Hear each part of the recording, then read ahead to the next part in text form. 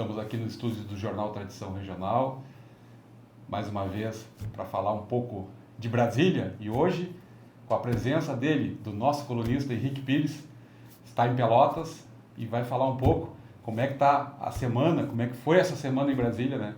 Semana movimentada, sempre na capital federal, e ele, como um bom pelotense, veio passar o carnaval em Pelotas. Bem-vindo, Henrique, ao Jornal Tradição. Obrigado, Adilson. Uma alegria estar aqui com toda a equipe do jornal e presencialmente, porque a gente sempre está engravatado lá do outro lado do país, a 2.000 quilômetros de distância, e ter a possibilidade de estar aqui contigo é uma alegria, porque a gente pode trocar ideias, né? E feliz também, porque pela primeira vez em muitos anos o carnaval em Pelotas cai no feriado de carnaval, o que é muito interessante, porque tem carnaval, tem samba, tem festa e tem um feriado, porque antes se desencontrava, nós chegamos a ter carnaval em junho, né? Perfeito. Bom, então eu acho muito legal isso, a cidade adora carnaval. Aliás, é um dos temas que eu vou abordar essa semana, já está no jornal de hoje, que está circulando essa semana, Isso. e vou abordar esse tema na outra semana também. Eu falo nessa edição numa coisa inédita que teve aqui em Pelotas, vou fazer um spoiler aqui.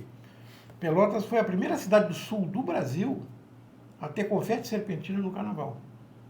Porque aí eu conto a história, evidentemente. Até essa é a coluna dessa sexta-feira do Jornal Tradição, onde que o nosso amigo Henrique fala dessa história. E é muito interessante essa história, mas dá um spoiler aí para nós. Não, o que aconteceu?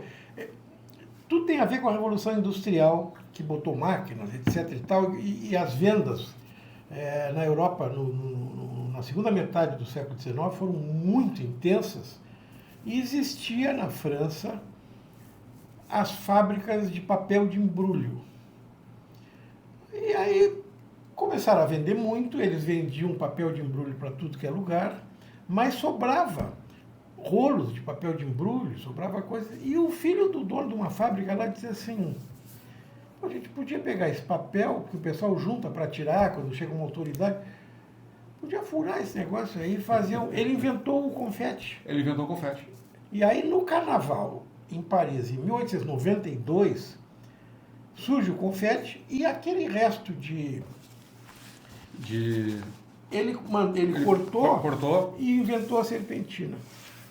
Foi um sucesso tão grande, foi um sucesso tão absurdo, que aquilo passou a vender mais que o produto principal.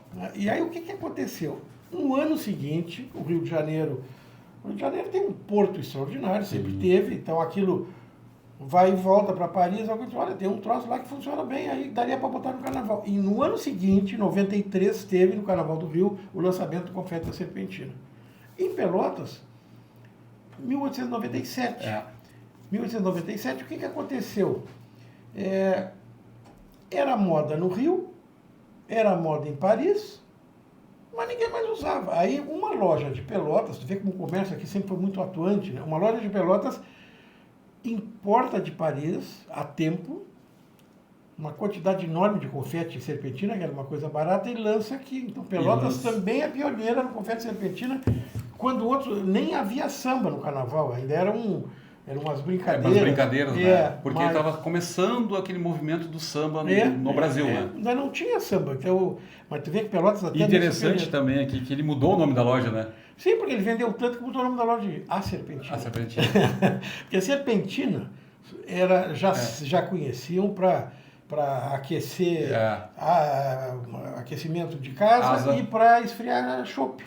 Que aqui vendia também muito. Vendia. Muito. Então, na semana que vem eu vou falar um outro assunto, Adilson. Também já vou adiantar aqui. O ano do maior carnaval no Brasil, disparado, foi 1912. Porque na véspera do carnaval morreu o Barão do Rio Branco, que era ministro das Relações Exteriores, parou o Brasil, e o governo do Marechal Hermes da Fonseca estava apavorado, porque era uma popularidade muito baixa. E eles viram aquela quantidade de gente chorando, indo no enterro, suspenderam o carnaval. Aí o povo disse, não é para tanto. Suspenderam o carnaval, e aí o pessoal disse que ia sair, se sair não tem polícia, e teve um carnaval espetacular, no Rio de Janeiro principalmente, sem um policial. Nada, e não teve nenhum problema, e foi um baita carnaval. Mas acontece que para transferir o carnaval, o Marechal Hermes da Fonseca fez um decreto transferindo para abril. E aí o povo disse assim, opa, mas tem carnaval em abril, teve dois. Por isso é que foi o ano, isso eu vou contar semana que vem com algum semana detalhe. Que vem, então... É porque é período de carnaval. E isso é fato histórico, né? Não, é comprovado, que assim, o pessoal adorou porque pulou 2 vezes o carnaval e no mesmo ano. Claro. Nunca mais aconteceu isso, mostrando também assim que a força do carnaval ele é muito... Às vezes as pessoas brigam mais por questão de carnaval do que por futebol. Por futebol, né? É uma coisa muito... Henrique, aproveitando o teu conhecimento e a tua história em Pelotas, né? Pelotas foi o melhor carnaval considerado do Brasil, teve épocas, né? Foi o pioneiro, né? O que acontecia? Bom, é que houve uma mudança no carnaval brasileiro a partir do momento que iniciaram as transmissões pela televisão. Tá? Enquanto não havia transmissão pela televisão, até a cadência do samba era diferente. O que mudou a cadência do samba hoje quando tu vê... Por que mudou aquilo? A batida. Porque a Rede Globo foi lançada, eu nem sei se já era Globo. Porque eu acho que quando começou a primeira transmissão do Carnaval... Não, foi nos anos... Transmitiu lá no Rio. Sim, no Rio de Janeiro. 60, 70. Por aí, né? Mas o que acontece? Para fazer a transmissão pela Globo, integrada por link de micro-ondas, que usava na época, tu tinhas que ter um tempo exato de 50 minutos para a escola. Hoje é 80, mas era 50 minutos para a escola passar no período da avenida. Exatamente. Bom, e não pode atrasar, tem que ser 50 minutos. Aí, a única maneira de fazer a coisa funcionar foi colocar mais uns repiniques. E isso teve uma direção, inclusive quem fez isso teve aqui em Pelotas mais de uma vez, era um especialista em carnaval, daqui a pouco eu me lembro o nome dele, teve lá. E foi e deu certo, porque eles calcularam, olha, eu preciso ter 5 escolas numa noite, 10 na outra e tal. Só que isso aí acabou impactando no Brasil inteiro, porque aqui em Pelotas tinha um carnaval muito intenso, mas com uma batida de samba que não era essa que a gente tem hoje. Tanto que tinha o Supapo. Eu me lembro de ver a Teles e aquilo era um tuc-tic-tuc-tic-tuc, era diferente, era uma batida... Tinha um ritmo diferente. Só que quando se começou a usar aquele modelo do Rio para as transmissões e tal, e a influência... Foi se adaptando também. Outra coisa, né? Concomitantemente, a Globo tinha acho que ainda tem, fazia novela, lançava e lançava o disco da novela. Fizeram o primeiro disco de escola de samba. E aí aquele samba do Carnaval do Rio de Janeiro, que era lançado antes, ele acabava... Imagina, tu tem um disco das escolas de samba do Rio, né? E isso acabou influindo também. O Carnaval de Pelotas, mas sempre foi um carnaval de muita participação popular. Muita participação. Tu vê que tem escola de samba com 70 anos, com 70 e poucos anos. É muito... Mas o interessante é o seguinte, o carnaval em Pelotas é anterior à escola de samba. No século XIX já tinha carnaval e é muito interessante as fotos, quando tu vê, assim, já tinha carro alegórico. Aqui, né? De alta qualidade, puxado com uma junta de boi. Tem fotos assim, isso é história, né? A primeira vez que eu vi, eu fiquei impressionado. Tem muito a ver com a cultura da cidade de Pelotas, né? Em relação... O Coronel Pedro Osório tinha alguns lugares aqui para plantar arroz, ele tinha mais de 400 juntas de boi. Sabe o que é 400 juntas de boi? É 800 bois. 800 bois. Entendeu? Assim, de 700 quilos. E imaginar isso trabalhando em conjunto. Isso. Aí tu pega o seguinte, eu preciso de 2 bois mansos, de 800 quilos cada um, pega ali no... Então é interessante que está o pessoal pulando, numas fotos que eu vi lá de 1890 e poucos, os caras estão pulando, brincando com a música da época, assim, que até era uma coisa muito familiar, as famílias, todo mundo com a cadeira, né? Sim. Os bois puxando. Olha só. O carnaval em Pelotas, depois, ele começou nesse ritmo, né? Vamos falar bem colonial, e depois ele começou, as escolas, as agremiações, começaram os bairros, né, a crescer. Sim. E aí começou a tomar forma o carnaval, né? Não, e tinha uma questão aí muito... Pelotas tinha, por exemplo, uma coisa que eu não tenho mais, mas que era uma coisa que trazia muita gente.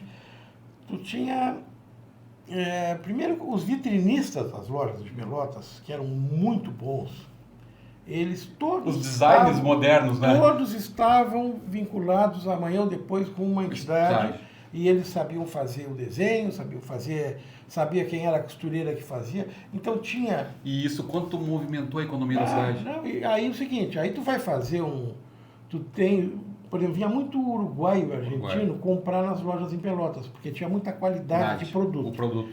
Aí você tem um jogo, tu faz o que lá em Buenos Aires? Eu trabalho com uma equipe, não quer desfilar na Teles?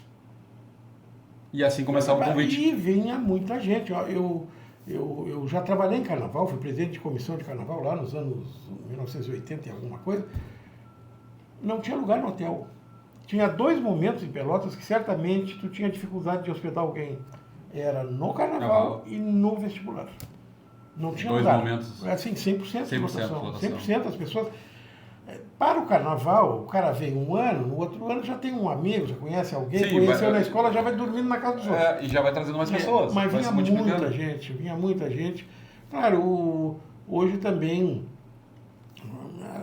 tudo mudou, né? Mas para a economia de Pelotas era um momento muito importante, por isso que a prefeitura se envolvia tanto, porque havia retorno, não tinha restaurante, cabeleireiro, todo mundo ganhava dinheiro. E eu acho que quando a prefeitura, quando nós perdemos, assim, agora está retornando para a data correta, oficial do carnaval, mas também abriu, quando Pelotas acaba não fazendo o carnaval na data correta, por N motivos, os outros municípios cresceram, como Jaguarão, né, um carnaval diferente, mas cresce Jaguarão, cresce São Lourenço. Sim, mas né? como é que cresceu? Porque todos os músicos, todos os artistas de carnaval, se eles não vão estar ocupados em Pelotas naquela data, eles acabam buscando. Eles vão trabalhar. Quem fez o carnaval, eu não estou dizendo nenhuma novidade, isso é bem identificado.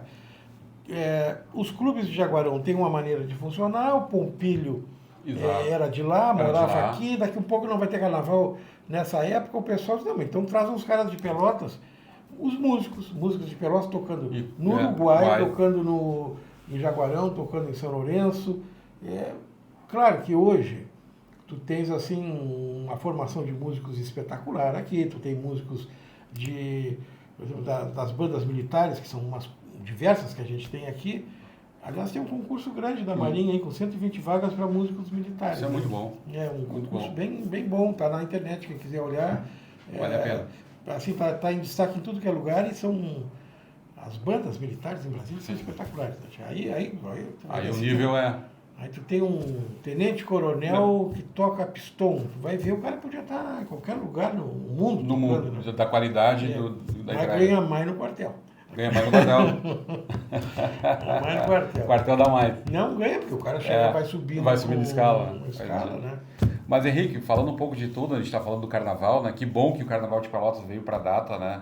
E a nossa região, até a nossa capa do jornal dessa sexta-feira, é o Carnaval na Zona Sul. E aí tem uma programação completa na página central, né? O Carnaval na Zona Sul em Arroio Grande. O Carnaval de Arroio Grande é um carnaval espetacular também. Quem nunca foi, vale a pena ir, eu já fui. Eu cheguei um dia em Arroio Grande para resolver um negócio e fui entrar de carro numa rua e de ponta a ponta da rua tinha cadeira de praia e não tinha ninguém. O pessoal já deixa a sua cadeira e não reservada. Tinha ninguém. Aí eu fiquei assim, o que aconteceu aqui? Aí eu fui, eu acho que na rodoviária. E perguntei, por que aquelas cadeiras ali não tem ninguém rouba? Eu disse, não, aqui o pessoal bota a cadeira para garantir...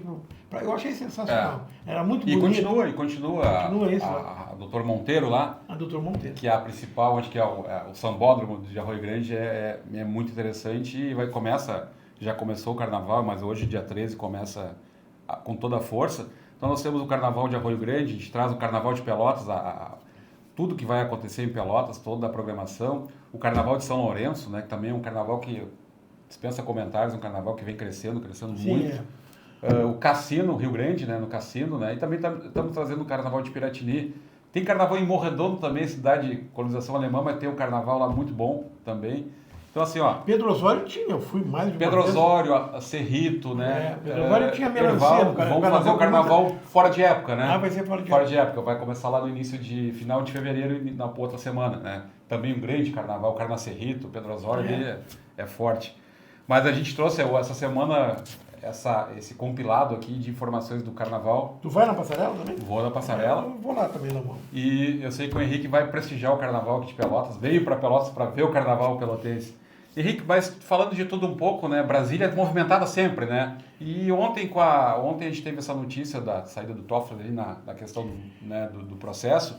Como é que tu avalia isso? Como é que estão os movimentos em Brasília em relação ao Banco Master? Olha, aparentemente querem dar a ideia de que as coisas vão acalmar, que agora trocou o ministro relator, etc e tal, mas não vão acalmar, porque as últimas revelações, que a gente sabe só a manchete porque estão em segredo de justiça, mas o que já apareceu em termos de indicativo estimulou o Senado a fazer algumas convocações. Eu sei que ontem o Alessandro Vieira, que tá coordenando uma comissão parlamentar de inquérito, já protocolou um pedido para que os dois irmãos do Toffoli, o que é padre e o outro que é engenheiro, prestem depoimento, porque acontece que uma das empresas que comprou umas ações, etc e tal, é uma empresa que está sendo investigada numa CPI do crime organizado.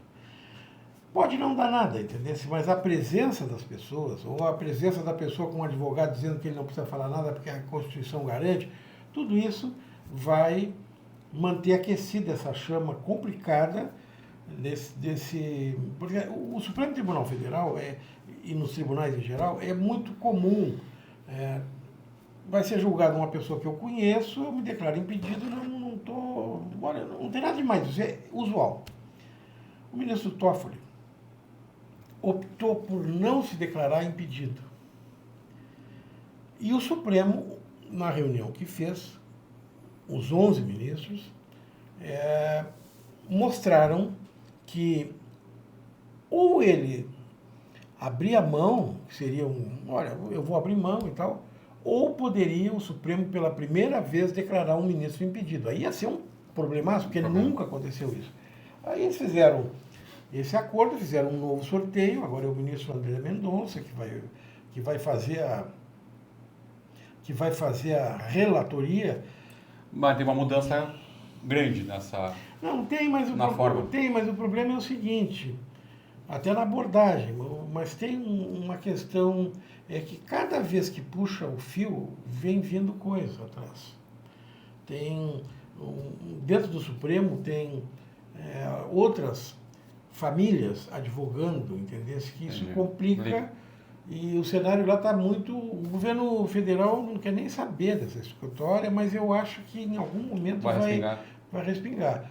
Bom, assim, se as coisas não acalmaram nessa véspera de Carnaval, não vai ser agora na volta, depois do Carnaval, que vai acalmar.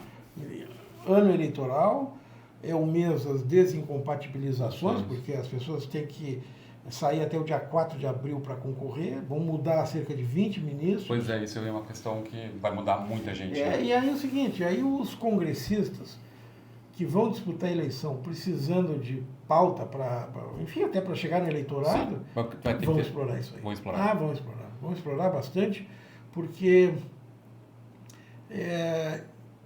interessante o seguinte, tu tens dois cenários incrivelmente voltados para os aposentados. Um é a CPI, que estavam roubando dinheiro dos aposentados, roubando, bem roubado, estava sendo bem roubado, bem no sentido figurado, dizendo que é bom. Sim, mas estavam botando a mão. Estavam botando a mão no dinheiro dos aposentados. Mas acontece o seguinte, que essa questão do Banco Master, ela é muito complicada, porque os fundos de pensão das aposentadorias de mais de 10 municípios e estados aplicaram dinheiro lá. Então, assim, tu imagina o desespero. Essa semana a gente está... O problema é que a gente não pode se familiarizar demais com essas coisas, porque não são comuns. A polícia não pode deixar... Eu acho que assim, a gente é tanta coisa que acontece que a gente acaba... vou usar a palavra acostumando, mas não pode. A gente tem que continuar... Sim, mas tu imagina o seguinte, o cara trabalhando lá em cima de um fundo de pensão, conseguiram pegar o dinheiro e aplicar no Master. Aí vão prender um, prende outro, o cara foge para Santa Catarina. Está quieto em Santa Catarina, num apartamento em Camboriú, bate a Polícia Federal lá, ele fica... Imagina o desespero de uma pessoa para pegar uma mala e atirar pela janela do banheiro com 429 mil reais em notas de 100 e 200.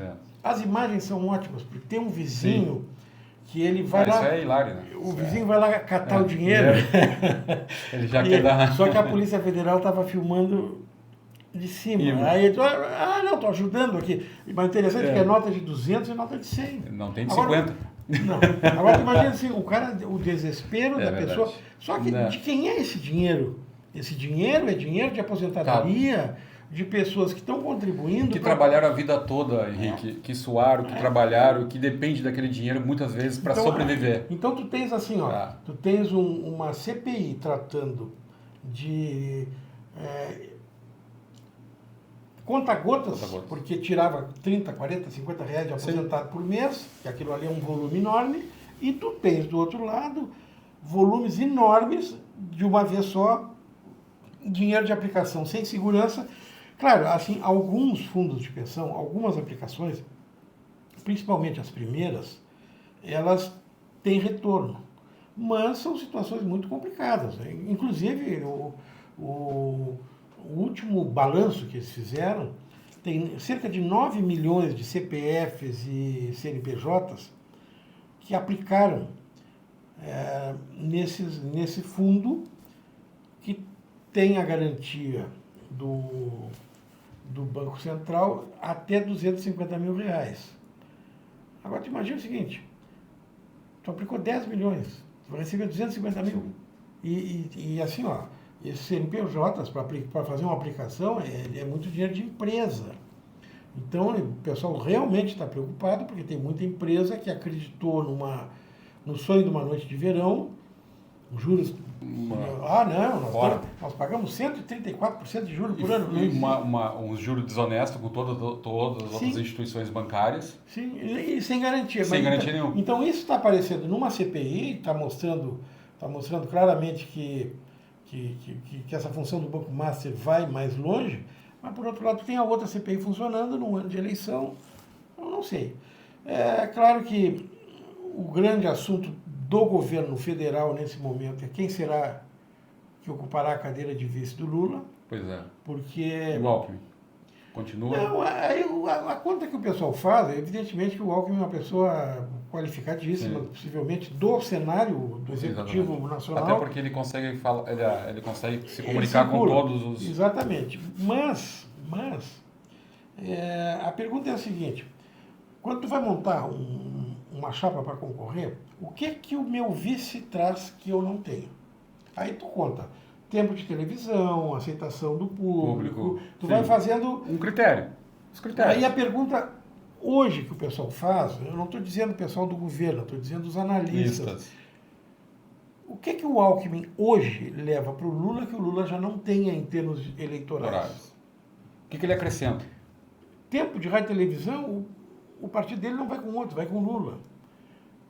Ele dá uma tranquilidade para um setor do governo, justamente por conta dessa... Mas está começando a surgir nomes. Eu não me surpreenderia se surgisse um nome do MDB para compor.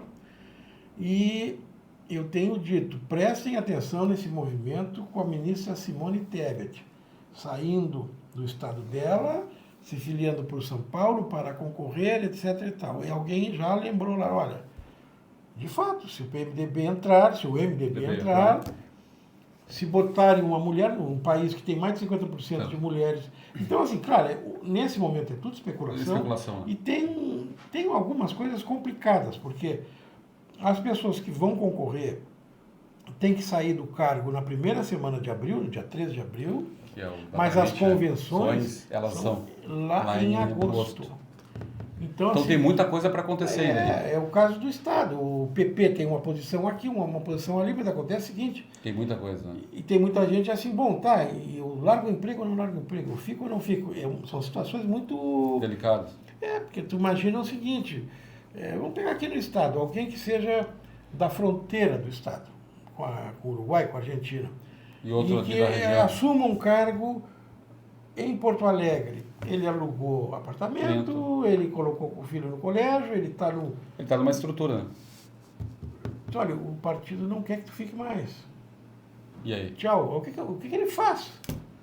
Entendeu? Às vezes é um ex-prefeito, então não sei, nós vamos ter... Nós temos nós vamos ter e tu vê hoje, continua polarizado, vai surgir uma terceira via. Como é que tu avalia isso, Henrique, lá em Brasília? Não, é assim, ó, existe um cenário para uma terceira via. Existe um cenário eleitoral para a terceira via e existe um entendimento baseado em pesquisas e baseado em votações anteriores que diz que tem um eleitorado que vota em terceira via, mas se não tiver terceira via, esse eleitorado não vota. Exemplo, Prefeitura de Porto Alegre. 480 mil pessoas não foram votar na eleição de Porto Alegre. 480 mil eleitores. É muita gente. Muita gente. É mais gente do que os que foi votaram. Exatamente. É mais gente que votaram. Então, ali ficou claro, havia um lugar para uma terceira via que não apareceu e dentro da lei, conforme a lei preconiza, foi eleito alguém. Bom, isso também é uma coisa que de uma certa maneira... Agora, tem outro cenário, né? Se nós tivermos um cenário polarizado, com a eleição de deputado e senador no primeiro turno, realmente, as pessoas... O deputado estimula a pessoa a ir lá votar, a pessoa vai votar no senador.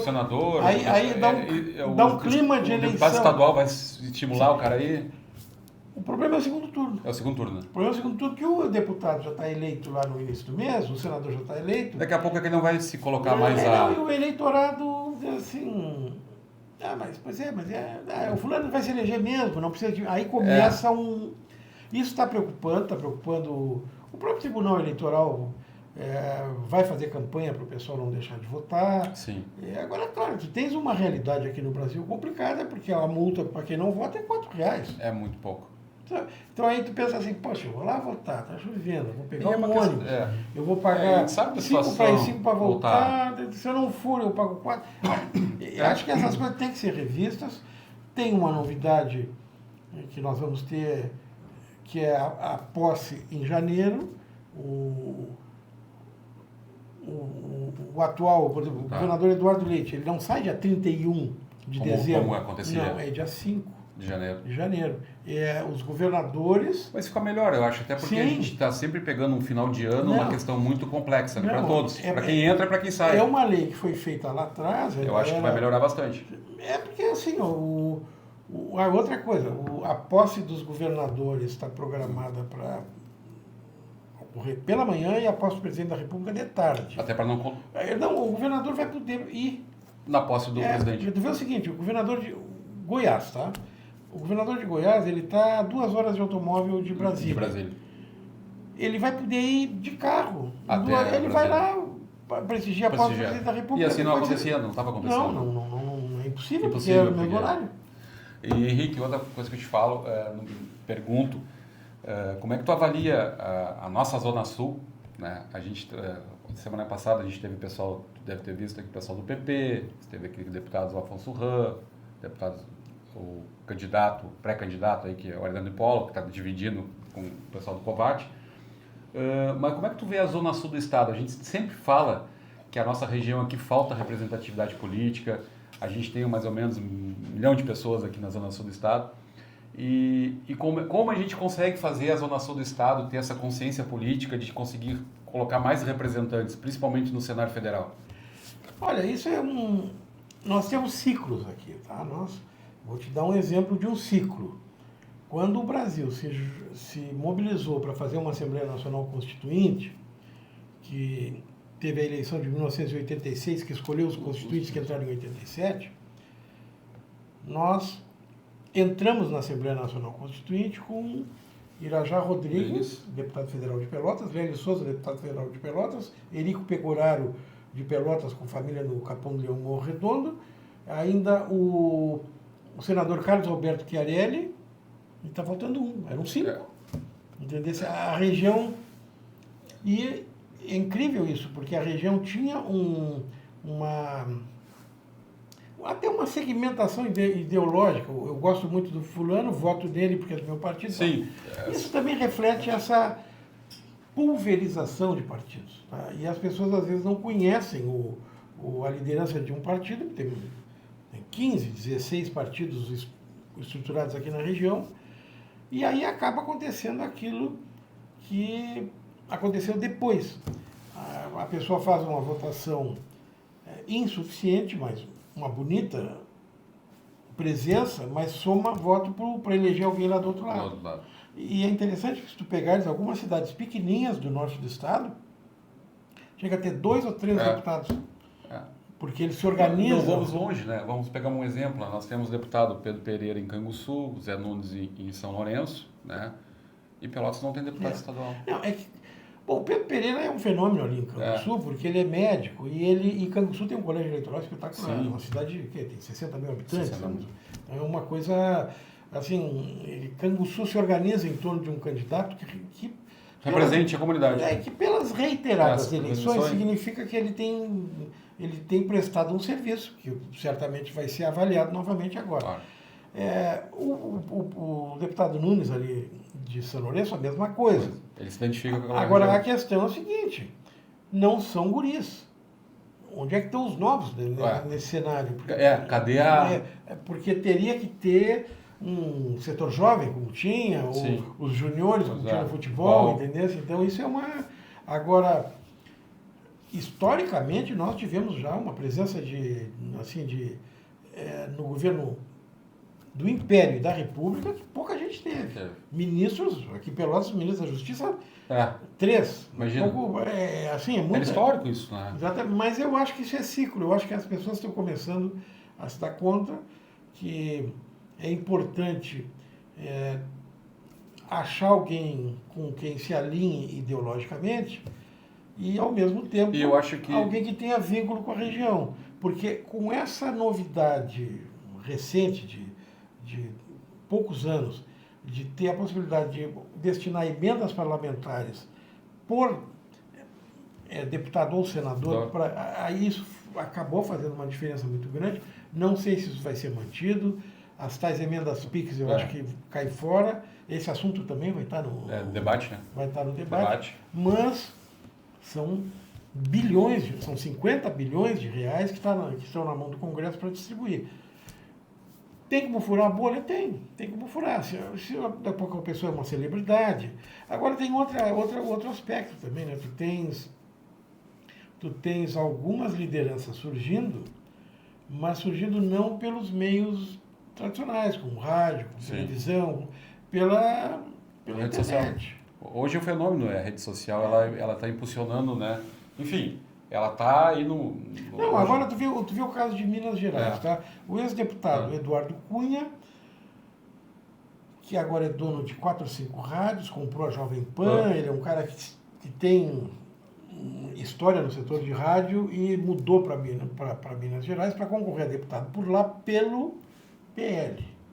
Só que o Nicolas, que é a maior liderança, que poderia se eleger brincando governador, porque ele faz 30 anos, a véspera de tomar posse, então ele poderia concorrer, ele disse, se ele entrar por uma porta, eu sair pela outra. E aí o Nicolas é um fenômeno de internet. Comunica maravilhosamente bem. Claro, aí eu disse, eu vou concorrer no partido do Nicolas, porque aí eu vou de carona. E ele disse, comigo ninguém vai de carona. Então tem essas coisas, estou dando um exemplo mais fácil de explicar, porque isso todo mundo conhece o Nicolas, a caminhada, aquelas coisas todas. Sim, todo o processo. Mas em todos os estados tem um pouco disso. Daqui a pouco, mas quem é esse cara? Eu não conheço. Não, esse cara tem um grupo enorme e ele poderia ser um candidato a presidente? Não pela idade. Olha, eu, assim, ainda não consigo ler o baralho, mas eu te digo o seguinte, ele só não vai ser, se não quiser, porque esse é um dos jovens que tu falasse. Que entrou, mas aí que tá, ele tem também, ele não é solto assim, alguém que, não, primeiro, ele estuda, ele representa um segmento religioso, ele tem um posicionamento político definido, forte. Definido, a tendência. Então, assim, se ele vai ser presidente, isso é outra história. mas que ele vai concorrer em algum momento, aí ele precisa ter a idade. A idade necessária, que ele não tem. Mas ele, assim, o interessante é que tu vê que ele é muito bem assessorado. Tem uma equipe boa, né? De gente mais velha. Que... porque assim, ó, tu vai ver, ele não... Tem a gurizada que é Sim, tá na mas ele tem uma equipe pensante. E tem que ter gente que, olha, não é o momento, tu vai te... E Henrique, estou aproveitando aqui, né, para tua convivência. Sim, eu estou aproveitando também, porque... Tu acha que Flávio Bolsonaro continua candidato ou vai ter algum momento que pode entrar o Tarcísio? Ou ainda não? Não, eu acho o seguinte, o Flávio está se consolidando como candidato, ele já está aparecendo em segundo lugar e, enfim, eu estou... E para a família Bolsonaro é importante que o nome esteja na vitrine. Acho que sim. Então, acho que o Flávio vai ser candidato. Eu conheço ele pessoalmente, assim, já tive com ele algumas vezes, ele é muito qualificado. Agora, claro, é uma questão assim, olha, tem um candidato qualificado, tem outro candidato qualificado, mas qual é o que entusiasma? O que tem o apelo? A gente tem, assim, o cenário para surgir uma terceira via. Tem. A questão é, surgirá a terceira via? Ainda está Não, por conta de uma questão... por exemplo, se o Brizola fosse vivo, o Brizola seria a terceira via, porque o Brizola era e era dono do PDT. Sim. Ele faria o... Acontece que hoje tu não tem esse vínculo da liderança com a estrutura partidária. Tu tem um líder, mas a estrutura partidária está na mão do outro. E aí vem essa coisa dessa negociação, nesse período, olha... por exemplo, tem partido que não tem interesse em pegar o executivo, quer ter bancada. Tem partido que não quer ter bancada federal, quer ter Senado. Então tem cenários que as pessoas não... Acabam não entendendo também como dá essa dinâmica. Como é que... Por exemplo, já teve o MDB, tá? Já fez alguns acenos para cá e para lá, em São Paulo, tem o prefeito Ricardo Nunes, e o MDB do Pará já avisou, olha, nós vamos com o Lula, se vocês decidirem qualquer coisa... Aí começa uma série de questões regionais que a gente não tem acesso por conta de uma... porque a gente não está prestando atenção no que está acontecendo lá no Mato Grosso do Sul, no Amazonas, mas quando chega a convenção, isso aí é realmente uma coisa que soma, né? Claro, outra questão, a gente tem ainda no Brasil, por conta do tamanho do país, numa eleição presidencial, tu ainda tens uma presença muito forte da TV aberta. Continua. E aí a TV aberta vai fazer a campanha eleitoral dentro daquelas regras todas e certamente os políticos que terão interesse em aparecer aqui ou ali, mesmo que ele apareça 30 segundos, ele vai recortar aquilo e vai botar na internet. Vai multiplicar. Então, a TV aberta ela vai ser, já foi na outra vez, na última eleição, ela vai ser um gerador de conteúdo, mas editado por outros. Ela vai gerar o conteúdo e a edição para a internet vai ser feita por porque assim, na TV aberta, o debate em São Paulo, a cadeirada que o cara... Não tem corte, né? A cadeirada teve ali, vamos ao intervalo, mas depois replicou. Mas essa cadeirada até agora, que entra na internet, está ali. Está rendendo. Rende, pois é isso. Isso é novidade. Isso também tem sido um dos desafios para quem trabalha com pesquisa política, porque a qualquer momento surge uma coisa que muda. Exemplo, eleição para o Senado no Rio Grande do Sul. Tu tinhas assim, o Olívio está eleito. Tu lembra o que a pesquisa dizia? O Olívio Dutra está eleito senador, porque no outro lado está a comandante Nádia, está a Ana Amélia e está o Mourão disputando. Então vão dividir, só que o Mourão, que é especialista em tática militar, eu não sei se, acredito que ele é muito inteligente, ele estava disputando, na pesquisa, era o Mourão e a Ana Amélia. Exatamente. Na última semana, ele consegue convencer o grupo ligado à comandante Nádia a apoiar Mourão. esse apoio. Foi o... Não, aí as pessoas dizem, pô, mas até a comandante Nádia está apoiando o Mourão, eu estou entre o Mourão e a Anameli, o Mourão vai ganhar. Ele ganhou. E foi a jogada de Messi. A jogada de... Mas isso, se tu for olhar, é uma tática. Uma tática. E que podia não ter Isso dado é certo. negociação. Mas deu certo. Deu certo. Deu certo, ele está lá, ainda tem mais 4 anos como senador. Esse ano é o ano Nós temos do Paim, que ele sai. O deputado Reis, o senador Reis, parece que não vai concorrer nem a senador, nem a deputado. É deputado. É aquele aí muda um pouco o cenário. Tu vê o seguinte, nós temos 3 senadores em atividade, um tem mais 4 anos, permanece, e 2 não concorrerão. Então, mudou. Nós vamos ter mudança. E nós temos aí o nosso governador Eduardo Leite, junto com o partido, tentando concorrer à presidência, dentro do partido na convenção, mas também que pode ser um grande candidato no sentido de Senado. Sim, ele teria que tomar essa decisão Até quando se ele tomar essa decisão? Pois é, aí tu vê o seguinte, presta atenção no que disse o Kassab, que é o líder do partido. Que ele vai tomar a decisão dia 15 de abril. Bom, mas se para concorrer eu tenho que sair dia 4 e a decisão vai ser depois, e eu tenho que fazer uma renúncia, ele está numa situação, suponho eu, porque eu não falei com ele sobre isso, mas imagino que ele está numa situação, hoje eu te diria, mais para permanecer no governo. A tendência seria essa. Mas pode ter, como tu falou, a política ela muda. Daqui um pouco... Amanhã ele anuncia uma renúncia e venha. Exatamente, porque na verdade também a gente está trabalhando, em geral, assim, com pesquisa pré-candidaturas. Né? Então as pessoas... Nada oficial ainda. As pessoas daqui um pouco não sei quem não tem opinião. Sim. Estamos num período eleitoral, estamos aqui chegando no Carnaval, mas ainda está cedo para afirmar algumas coisas, né? Sim, porque por isso é que a pesquisa sempre diz, isso aqui é uma tendência. É uma tendência. Não é uma certeza, né? Mas agora,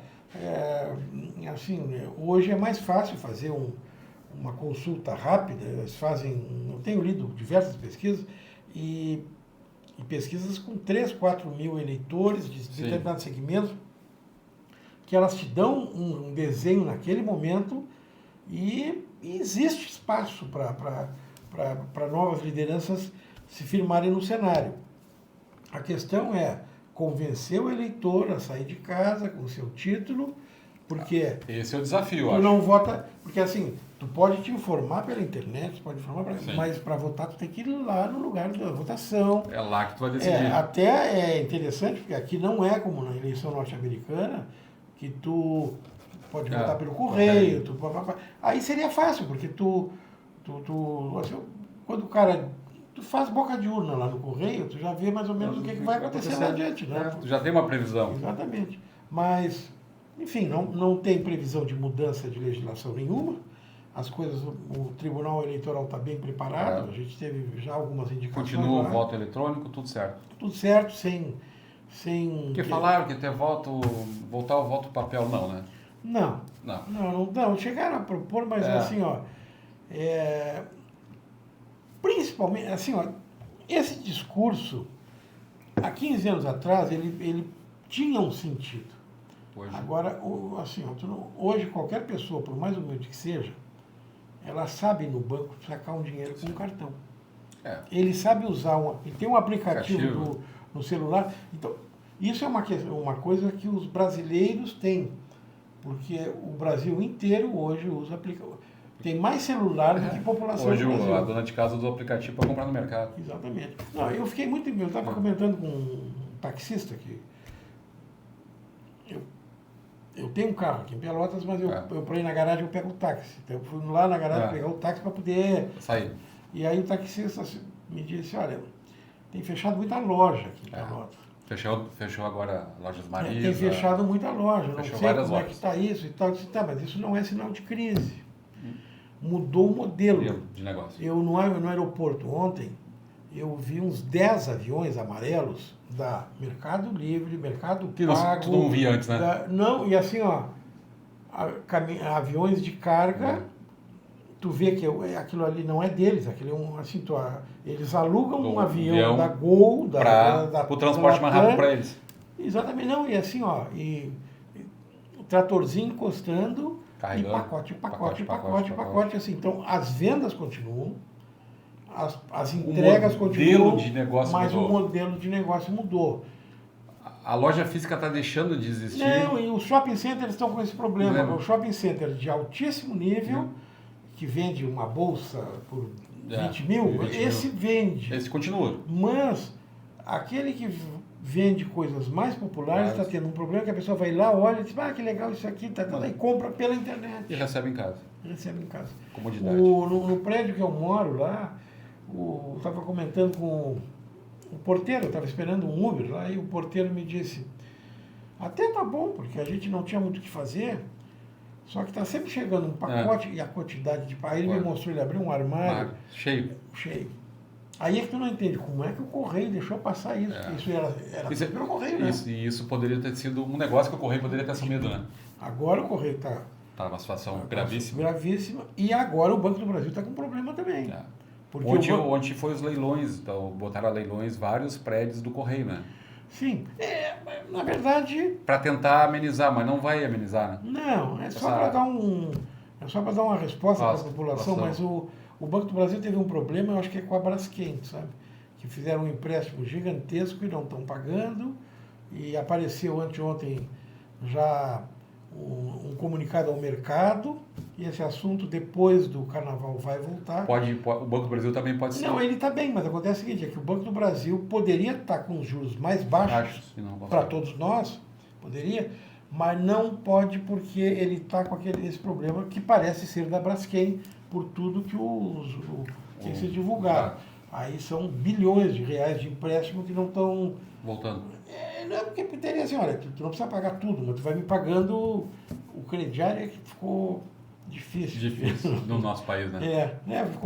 Ficou um crediário ruim para eles lá também, porque eles emprestaram e quem recebeu o empréstimo está com dificuldade de devolver o dinheiro. Agora, realmente, assim, é isso que eu te digo, a situação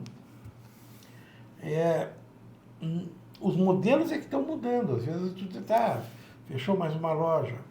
Bom, mas desempregou algumas pessoas no comércio, mas nas entregas aumentou. E também aumentou o centro de distribuições, né? Esses centros de distribuições logísticos, como tem na capital. Então, e as lojas hoje tem uma equipe muito grande trabalhando nisso, porque a logística funciona.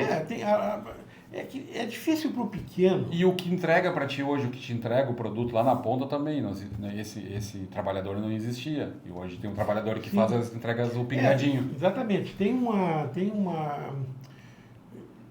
Claro, também tem outra questão, né? O trabalhador do comércio, ele tem um vínculo formal.